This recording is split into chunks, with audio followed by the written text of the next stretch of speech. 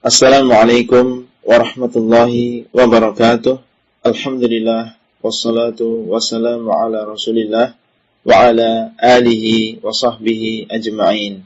Halaqah yang ke-48 dari silsilah beriman kepada hari akhir adalah tentang beberapa kejadian di padang mahsyar. Bagian yang pertama, di antara kejadian di padang mahsyar adalah percekcokan antara para pembesar orang-orang kafir dan para pengikutnya. Allah menyebutkan di dalam surat Saba 31 sampai 33 bahwasanya orang-orang kafir akan dihadapkan kepada Allah. Berkatalah orang-orang yang dianggap lemah kepada pembesar-pembesar mereka, kalau bukan karena kalian, tentulah kami dahulu menjadi orang-orang yang beriman. Pembesar-pembesar tersebut membantah dan mengatakan, apakah kami yang telah menghalangi kalian dari petunjuk sesudah petunjuk itu datang kepada kalian? Tidak, sebenarnya kalian sendirilah orang-orang yang berdosa. Maksudnya, kalian sendirilah yang menginginkan kesesatan dan kami hanya mengajak. Orang-orang yang dianggap lemah balik membantah dan mengatakan, tidak, sebenarnya tipu daya kalian malam dan siang itulah yang menghalangi kami ketika kalian menyuruh kami untuk kafir kepada Allah dan menjadikan sekutu-sekutu baginya.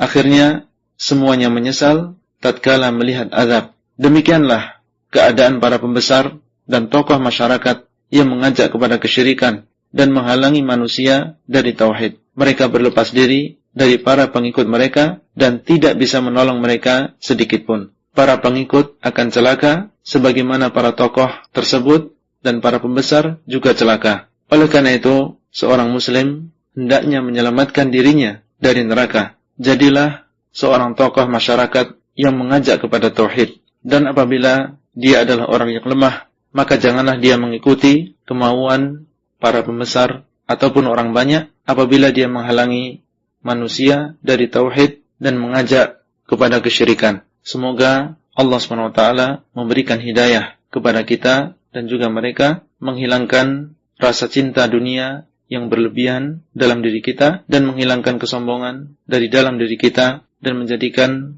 rasa takut kita hanya kepada Allah SWT. Dan di antara kejadian di padang mahsyar, bahwasanya Allah akan bertanya kepada orang-orang musyrikin tentang sesembahan selain Allah yang mereka sembah di dunia. Di manakah mereka pada hari tersebut? Dan Allah akan bertanya kepada mereka tentang bagaimana sikap mereka terhadap ajakan para Rasul alaihimussalam. Di dalam surat Al-Qasas 62 sampai 66, Allah akan memanggil orang-orang musyrikin dan menghina mereka dengan bertanya, di manakah sekutu-sekutuku yang dahulu kalian sangka mereka adalah sekutu-sekutuku? Kemudian Allah SWT akan berkata kepada orang-orang musyrikin, berdoalah kalian kepada sekutu-sekutu kalian. Maka mereka pun berdoa kepada sesembahan-sesembahan mereka di dunia, meminta pertolongan kepada mereka dalam keadaan genting tersebut sebagaimana mereka dahulu meminta di dunia. Maka sesembahan-sesembahan tersebut tidak bisa berbuat apapun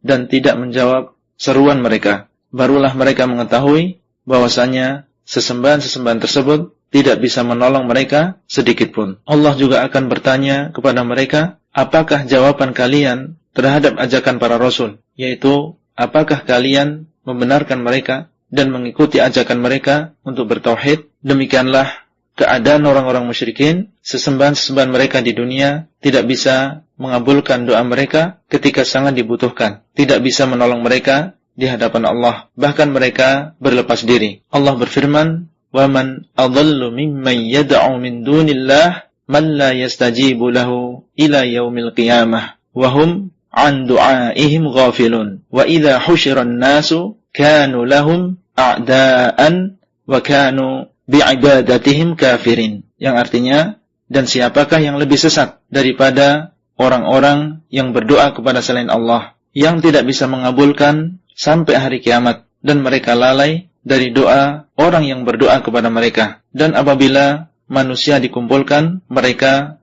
akan menjadi musuh bagi orang-orang yang menyembah mereka, dan mereka akan mengingkari ibadah yang dilakukan orang-orang musyrikin terhadap mereka. Al-Ahqaf 5-6. Adapun orang yang bertauhid, maka Allah akan menolong mereka di dunia maupun di akhirat. Itulah yang bisa kita sampaikan pada halaqah kali ini, dan sampai bertemu kembali pada halaqah selanjutnya. Wassalamualaikum warahmatullahi wabarakatuh. Abdullah Rai di kota Al-Madinah. Materi audio ini disampaikan di dalam grup WA Halaqah Silsilah Ilmiah HSI Abdullah Rai.